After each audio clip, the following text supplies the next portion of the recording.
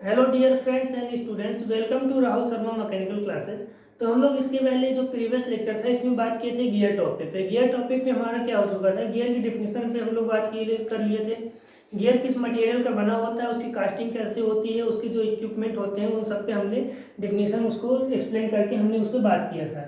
तो आज एक बार उसका हम लोग रिव्यू कर लेते हैं कि हमने क्या बात किया था। गियर में जो हमने बात किया था कि जो गियर होता था, पहले जो गियर यूज होते थे वो गियर का अरेंजमेंट जो होता है हमेशा दो शाफ्ट करीब करीब होते हैं। जैसे अगर दूर का अरेंजमेंट हो, आप देखते हैं जैसे गांव विलेज एरिया में देखते हैं कोई भी जैसे मशीन लगे होते हैं उसमें, जैसे आप इंजन देखे होंगे उसमें क्या है, यहाँ पे बेल्ट लगे होते हैं। ये जैसे पुल्ली है, पुल्ली पे ये बेल्ट बेल्ट का अरेंजमेंट होता है। तो ये बेल्ट का अरेंजमेंट होता था।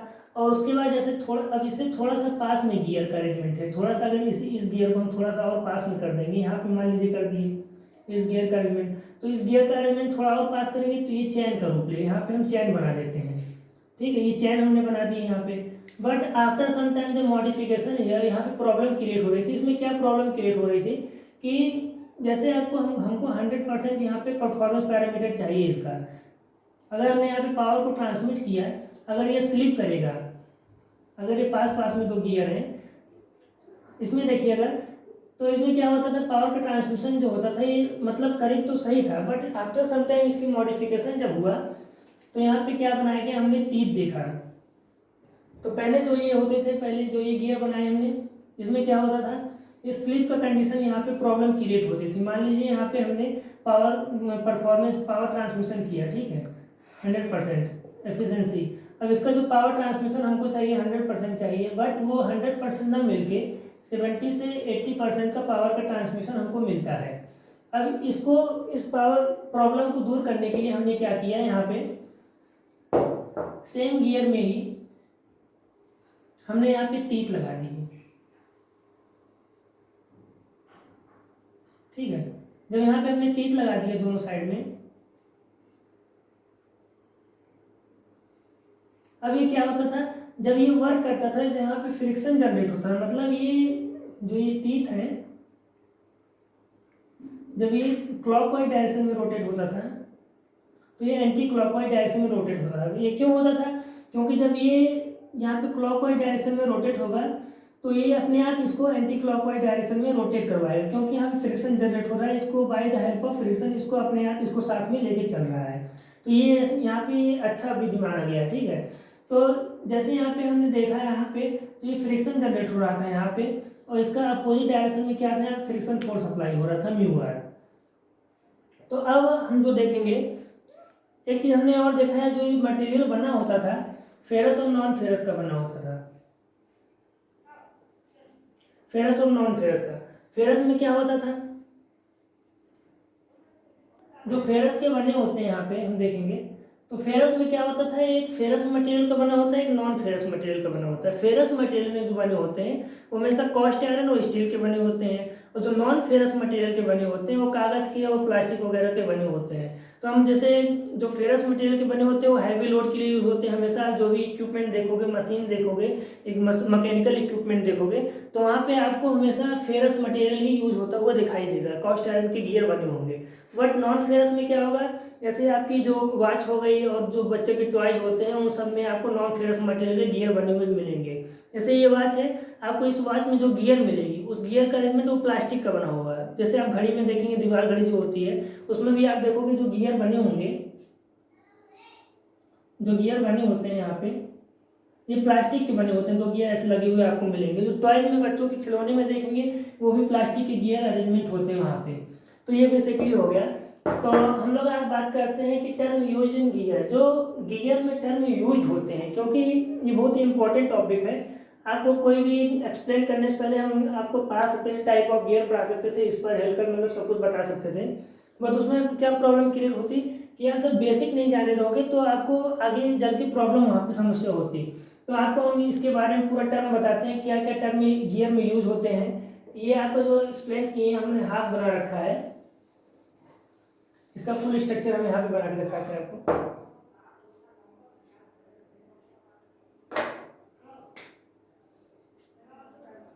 जैसे गियर है, गियर में जो ये तीत बनाते हैं, ठीक है, मॉडिफिकेशन के बाद यहाँ पे जब तीत बन गया,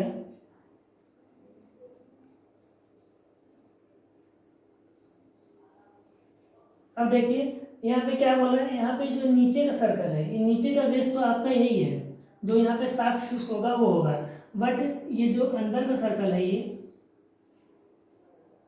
ये आपका डिडेंडम होगा।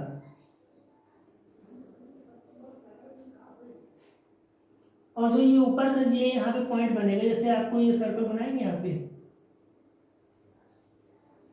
ये इमेजिनरी लाइन बीच में आप बनाएंगे इसको सपोर्ट के लिए। ओके, अब यहाँ पे शाफ्ट जो लगेगा, शाफ्ट तो यहाँ पे फिक्स होगा, जो यहाँ पे फिक्स होगा, यहाँ पे यही जो फिक्स होगा, यहाँ पे शाफ्ट को यहाँ फिक्स किया जाएगा, यही आपका जो बीच का पोर्शन है क्लियरेंस वैल्यूम है। देखिए आप क्लियरेंस वैल्यूम होगा ये। अब देखिए ये आपका फुल फिगर हो गया, इसी का हाफ फिगर हमने यहाँ पे आपको बड़े को समझाने के लिए बना रखा है। ये तीत है आपकी, जो तीत यहाँ पे बना रखे हैं। अब इस पर हम बात करते हैं, एक पॉइंट पे बात करते हैं, सर्कुलर पिच क्या है। अगर हम सर्कुलर पिच पे बात करते हैं,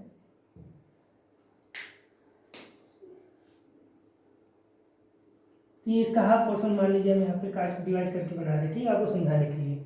सर्कुलर पिच ये हो गया। इसमें आप देखेंगे सर्कुलर पिच ये होता है कि आपका जो एक पॉइंट तीत का ये है, सेकेंड पॉइंट तीत का ये है, मतलब ये पूरा एक तीत हो गया। ओके, अब एक तीत में इस डिस्टेंस से लेकर इस डिस्टेंस तक ये बीच की जो दूरी होगी सर्कुलर पिच कहलाएगी। ठीक, यहाँ पे देखिए ये तीत है, इस तीत में लेके और इस तीत तक, और ये हमेशा आपको देखा जाएगा जो ये पिच सर्कल होता है, पिच सर्कल के ऊपर की डिस्टेंस ही आपको सर्कुलर पिच कहलाती है। अगर आप सोचेंगे यहाँ से हम देख लेते हैं, यहाँ से ये डिस्टेंस को, तो ये डिस्टेंस आपको सर्कुलर पिच में काउंट नहीं होगी। ठीक है, तो यहाँ पे आप देखिए पिच सर्कल का जो ये पॉइंट है, पिच सर्कल का पॉइंट, एक पॉइंट पूरा आप देखोगे, ये स्ट्रक्चर हमने बनाया है ना, ये स्ट्रक्चर मतलब एक पूरा सर्कल, ये अगर इसको अलग से बना दें,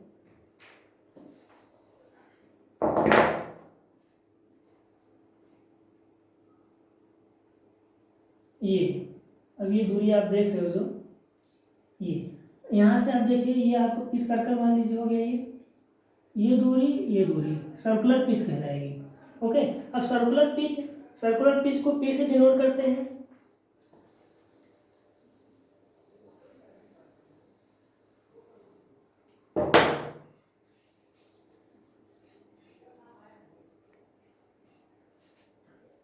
सर्कुलर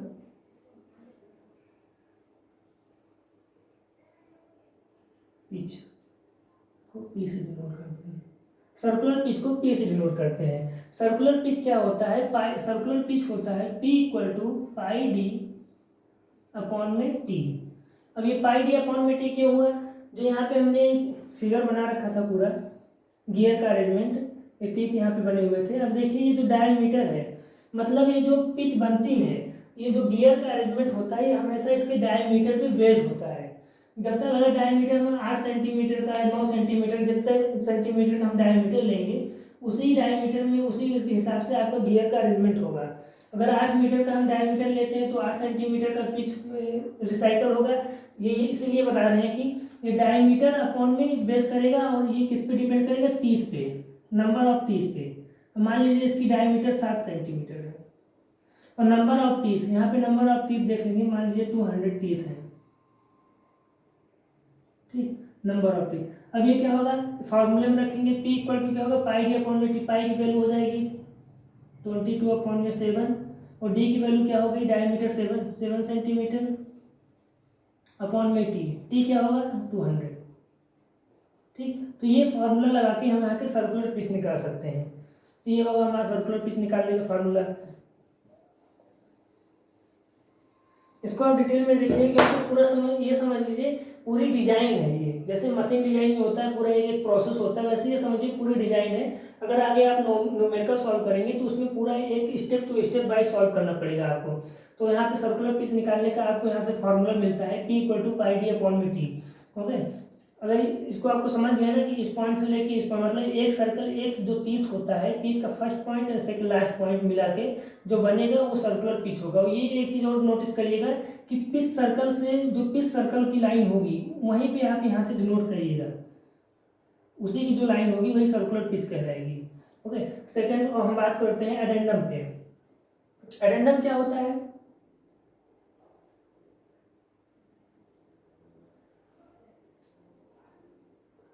एडेंडम, एडेंडम क्या होता है? जो ऊपर की लाइन होती है, जो ये आपका गियर बना हुआ था अरेंजमेंट, ये ऊपर का बेसिक लाइन जो था, ये वाली लाइन ऊपर का सर्कल, ये आपका एडेंडम कहलाता है। ये तीर बने हुए हैं, ओके, ये वाली जो लाइन है ये एडेंडम कहलाती है। अब एडेंडम, एडेंडम में क्या होता है? एडेंडम हमेशा जो इसका स्टैंडर्ड वैल्यू होती है वो 1 मॉड्यूल होती है। एडेंडम की जो स्टैंडर्ड वैल्यू होती है,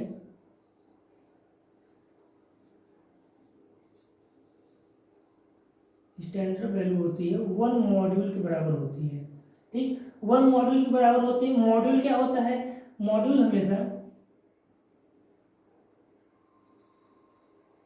मॉड्यूल हमेशा d/t 1/pd, ये मॉड्यूल होता है। मॉड्यूल हमेशा d/t इक्वल टू 1/pd होता है। और जो एडेंडम होता है वो उसकी स्टैंडर्ड जो वैल्यू होती है 1 मॉड्यूल होती है। 1 मॉड्यूल, तो यहाँ पे 1 मॉड्यूल की जगह अगर आप देखोगे तो क्या हो जाएगा? d/t इक्वल टू 1/pd, मतलब 1 मॉड्यूल किसके बराबर हो गया? d/t इक्वल टू 1/pd के। ये हो गया एडेंडम वैल्यू। एडेंडम में आपको ये चीज नोटिस करना है कि जो सर्कल होगा, जो गियर का अरेंजमेंट होगा,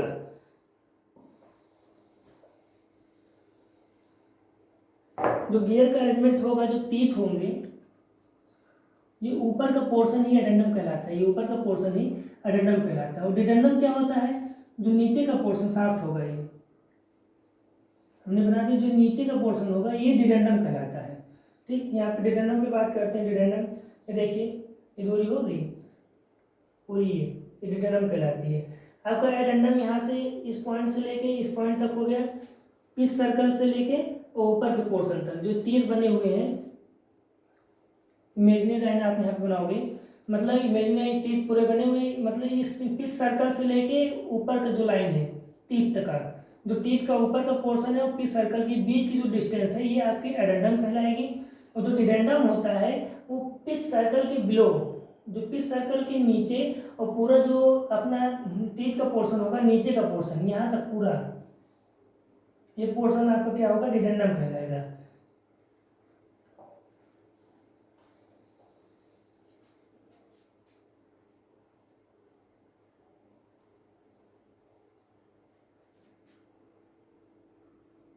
ये देखिए, ये पोर्शन जो है आपका, ये पूरा डिडेंडम कहलाएगा।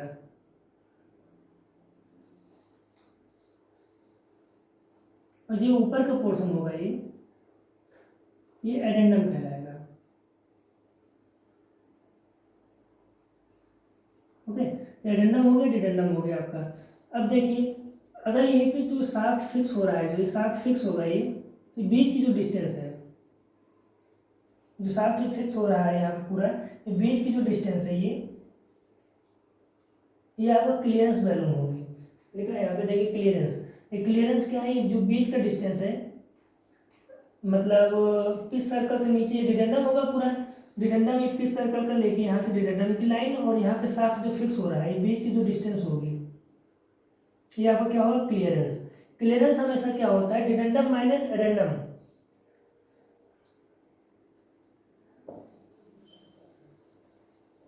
अब वो मॉडल हो गया। अब डिडेंडम की बात करते हैं हम लोग। डिडेंडम क्या है?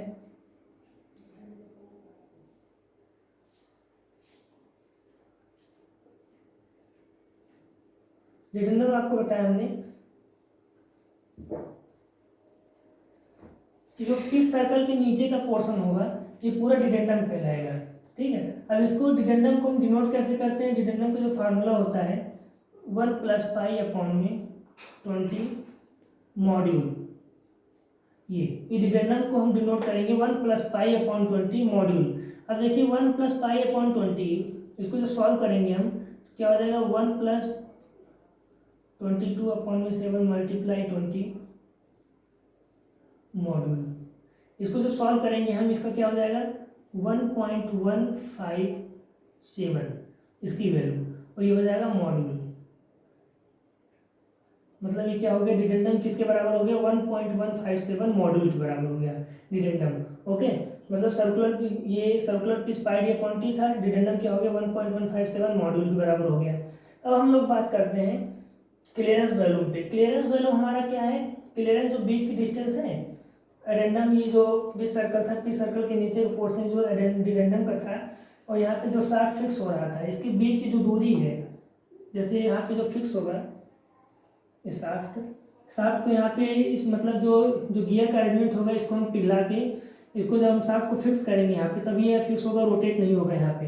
तो ये जो बीच का क्लियरेंस है, यहाँ पे जो बीच का क्लियरेंस है उसे हम क्लियरेंस को बोलेंगे। क्लियरेंस हमेशा कैसे क्या होता है डिडेंडम माइनस एडेंडम। ये कैसे हम क्लियरेंस को निकालेंगे, देखिए हमको ये पॉइंट निकालना है बीच का। ओके, ये पोर्शन निकालना है। जब ये पोर्शन हमको निकालना है ये पूरी डिस्टेंस में से अगर हम एडेंडम वाली डिस्टेंस माइनस कर देंगे, जब एडेंडम डिस्टेंस माइनस कर देंगे तो हमको क्या मिल जाएगा क्लियरेंस मिल जाएगा। देखिए यहाँ पे देखिए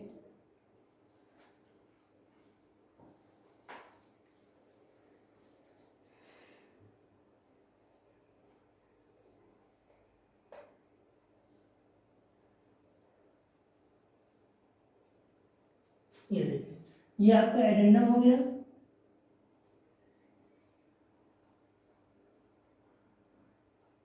ओके, ये आपका पूरा डिडेंडम हो गया।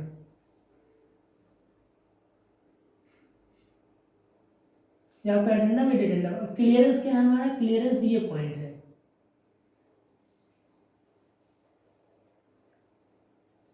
क्लियरेंस आपका ये पोर्शन है। अब इसको हमको आप निकालना है तो अगर पूरा ये डिस्टेंस है, इस पूरे डिस्टेंस में से अगर ये डिस्टेंस हम माइनस कर देंगे तो हमारा क्या बचेगा, ये पोर्शन आ जाएगा। ये पोर्शन जब हमको मिल जाएगा, अगर पूरे डिस्टेंस में से इतना माइनस करेंगे तो हमको ये पोर्शन मिल जाएगा, हमको ये पोर्शन चाहिए। तो ये इसका क्लियरेंस का फार्मूला क्या हो गया,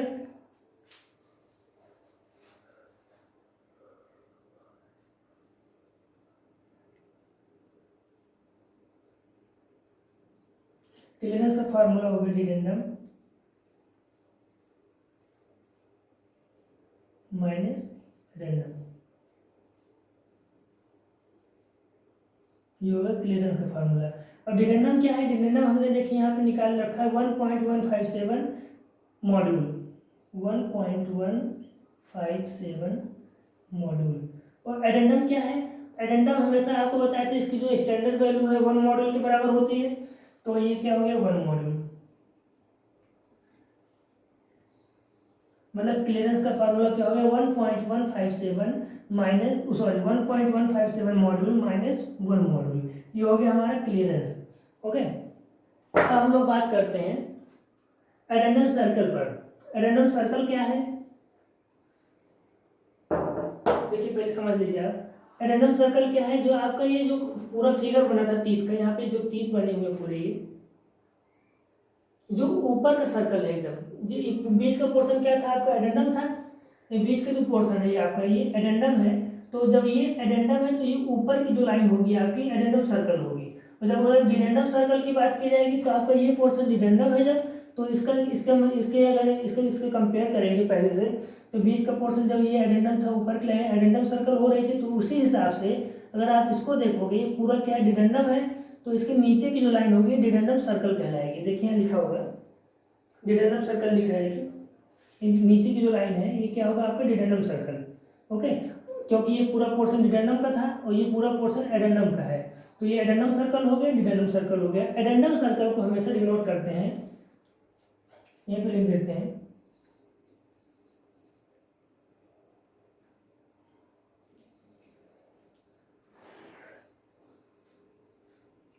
एडेंडम सर्कल को लिखते हैं, इसका जो फार्मूला होगा D+2 मॉड्यूल। मतलब ये D+2 मॉड्यूल क्या होगा, मतलब जो ये गियर का अरेंजमेंट है, गियर जो हमने यहाँ पूरा बना रखा था, ये गियर, ये जो इसका डायमीटर होगा पूरा, ये 2 सेंटीमीटर, 5 सेंटीमीटर, 10 सेंटीमीटर, जो भी हो एक्स वाई जेड, जो इसका डायमीटर होगा, इस डायमीटर को, डायमीटर हम यहाँ पे लिखेंगे, मान लीजिए 5 सेंटीमीटर डायमीटर है इसका, तो 5 सेंटीमीटर डायमीटर प्लस 2, और मॉड्यूल, मॉड्यूल क्या होता है हमेशा, 1 मॉड्यूल स्टैंडर्ड वैल्यू उसकी क्या होती है, किसके इक्वल होता है, d/t इक्वल टू 1/pd के इक्वल। ओके, तो ये हमारा क्या हो गया, एडेंडम सर्कल। डिडेंडम सर्कल पे हम लोग बात किए कि डिडेंडम जो बीच का डिस्टेंस है, डिडेंडम है। ओके, ये बीच का जो पोर्शन है डिडेंडम है। अगर ये एडेंडम पूरा है तो ऊपर का पोर्शन एडेंडम सर्कल, डिडेंडम है तो ये नीचे का पोर्शन क्या हो जाएगा, ये वाली डिडेंडम सर्कल। जो डिडेंडम सर्कल हो गया, इसको कैसे डिनोट करते हैं,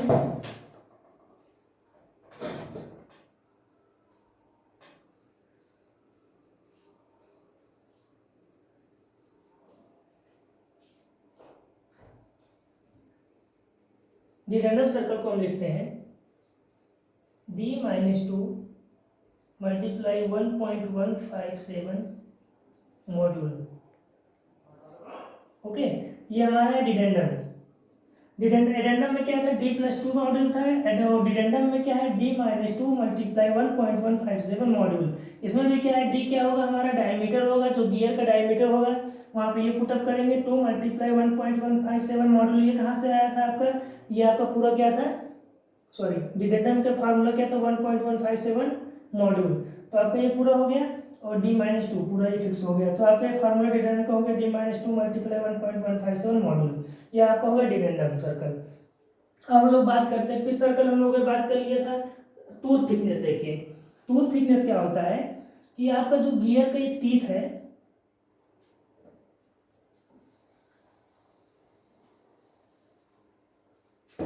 गियर का जो टीथ है, ये पोर्शन आपका, ये देखिए यहाँ पे लिखा है ना टूथ थिकनेस, ये पोर्शन आपका पिच लाइन ये है, यहाँ से यहाँ तक का जो पोर्शन होता है ये आपका होता है टूथ थिकनेस।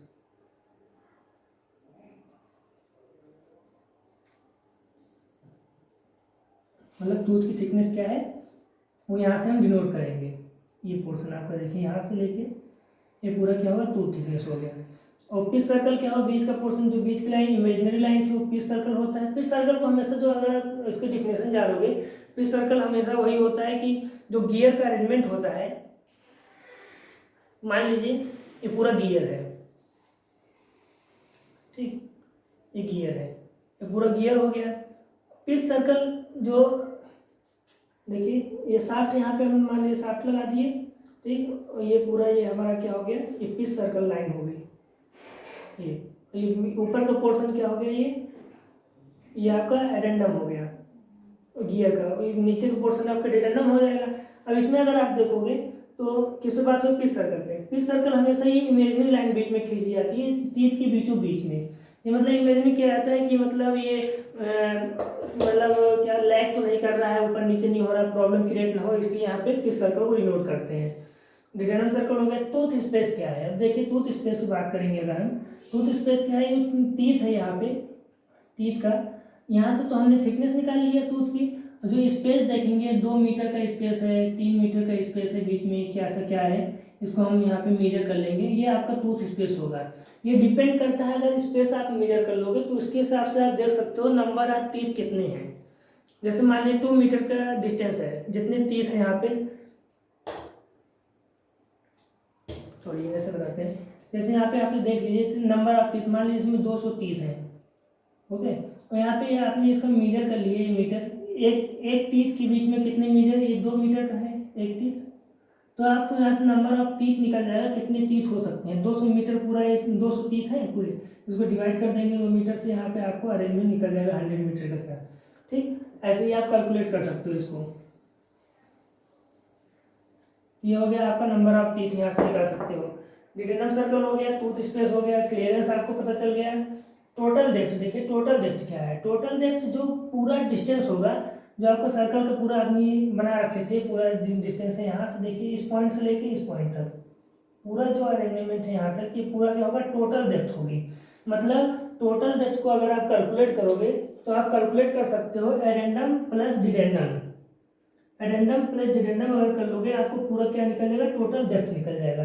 मतलब एडेंडम का फार्मूला क्या होगा, 1 मॉड्यूल के बराबर होगा, और डिडेंडम क्या होगा, डिडेंडम अपना क्या होगा 1.157 मॉड्यूल के इक्वल होगा। मतलब डिडेंडम इसका टोटल डेप्थ का अगर फार्मूला आप बनाना चाहोगे 1.157 मॉड्यूल प्लस में 1 मॉड्यूल, ये इक्वल करोगे टोटल डेप्थ निकल जाएगा आपका। ओके, अब देखते हैं क्लियरेंस और वर्किंग डेप्थ सर्कल। अब देखिए ये तो शाफ्ट का पोर्शन था, ठीक, डिडेंडम सर्कल जो है शाफ्ट का पोर्शन था, ये जो पोर्शन है आपका ये पूरा गियर का सब पोर्शन है। अब जो वर्क होगा हमारा मेन वर्क हमारा मोटिव करेगा इस पॉइंट से लेके इस पॉइंट तक, ओके, इस पॉइंट से लेके इस पॉइंट पर, क्योंकि ये जो है शाफ्ट होगा, शाफ्ट को अगर चाहे आप फिक्स करोगे चाहे इसको फिक्स करोगे, एक पोर्शन तो फिक्स होगा, दूसरा पोर्शन रोटेट करेगा, गियर पे दूसरा पोर्शन क्या है रोटेट करेगा। तो वही चीज़ है, पूरा वर्क हमको इस पे लोड किया जा रहा है। तो ये हमारा क्या होगा, क्लियरेंस है वर्किंग डेप्थ सर्कल। ओके, ये वर्किंग डेप्थ सर्कल हो गया हमारा ये वाला पॉइंट। और क्या बचा हुआ है इसमें, डिडेंडम हो गया, एडेंडम हो गया, सर्किल पिच, मतलब सब कुछ हो गया इसमें। आपको एक बार इसको पूरा रिवीजन करवा देते हैं, एक बार इसको देख लीजिए, सर्कुलर पिच से लेके पूरा नीचे तक। सर्कुलर पिच क्या है, सर्कुलर पिच हमारा होता है जो तीत होते हैं, मतलब एक तीत में वन तीत टू अनदर तीत, एक तीत से लेके दूसरे तीत के बीच की जो दूरी होगी वो हमारा क्या होगा, सर्कुलर पिच होगा। सर्कुलर पिच को आप कैसे डिनोट करते हो, पी क्या होता है, पी इक्वल टू होता है पाई डी अपॉन में टी।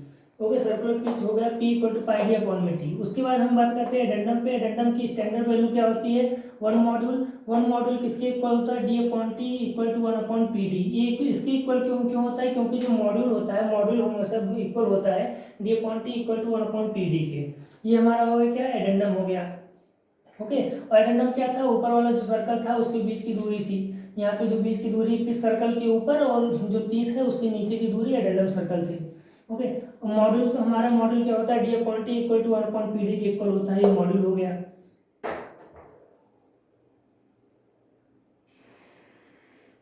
और डिडेंडम हम बात करेंगे, डिडेंडम हमारा क्या होता है, जो एडेंडम के नीचे का पोर्शन होता है और पिच सर्कल, सॉरी पिच, ये मान लीजिए चाहे एडेंडम के नीचे का सर्कल बोल सकते हो आप, चाहे आप पिच के नीचे का सर्कल बोल सकते हो। आप पिच के नीचे का सर्कल बोल, पिच के नीचे और उसके बाद तो सॉरी पिच के नीचे और क्लियरेंस के ऊपर का जो पोर्शन होगा वो आपका डिडेंडम होगा। तो डिडेंडम क्या हो गया, 1 + π/20 मॉड्यूल, 1 + π/20 को सॉल्व किया हमने, 1.157 आ गया, मॉड्यूल हमने लिखा 1.157 मॉड्यूल, ये क्या हो गया आपका डिडेंडम हो गया। ओके, अब हम बात करते हैं क्लियरेंस पे। क्लियरेंस क्या था हमारा, डिडेंडम माइनस एडेंडम हम कर दिए तो यहाँ से क्लियरेंस आ गया था, ये पूरे पोर्शन से ये पोर्शन माइनस कर दिए तो यहाँ पे हमारा क्या था, क्लियरेंस आ गया था। डिडेंडम का क्या हमने यहाँ पे गिवन किया था 1.157 मॉड्यूल, माइनस में डिडेंडम क्या था, एडेंडम 1 मॉड्यूल, माइनस की हमारा पूरा फार्मूला हो गया। और एडेंडम सर्कल क्या था, एडेंडम सर्कल हमारा जो एडेंडम की बेस लाइन होती है उसको एडेंडम सर्कल बोलेंगे। इसको अगर हम गिवन करेंगे D+2M से हमारा फार्मूला होगा इसका। और अगर इसके डिडेंडम सर्कल की बात करते हैं, डिडेंडम सर्कल हमारा क्या होगा, बीच की जो डिस्टेंस होती है उसके नीचे का जो पोर्शन होता है वो डिडेंडम सर्कल कहलाता है। तो इस कैसे निकालेंगे, D-2 × 1.157 मॉड्यूल, ये पूरा हमारा क्या होगा, डिडेंडम सर्कल हो गया। और टूथ स्पेस क्या था, जो तीत होते थे, तीत का जो बीच का पोर्शन, मान लीजिए ये है, ये पूरा तीत है, ये तीत है। ओके, और ये जो बीच का स्पेस होगा, ये बीच का स्पेस है, ये क्या होगा, तीत स्पेस होगा आपका। ओके, ये तीत स्पेस होगा। और अगर आप बात करते हो यहीं पे पीस सर्कल और क्या था उसके, सॉरी टूथ थिकनेस की बात करते हो,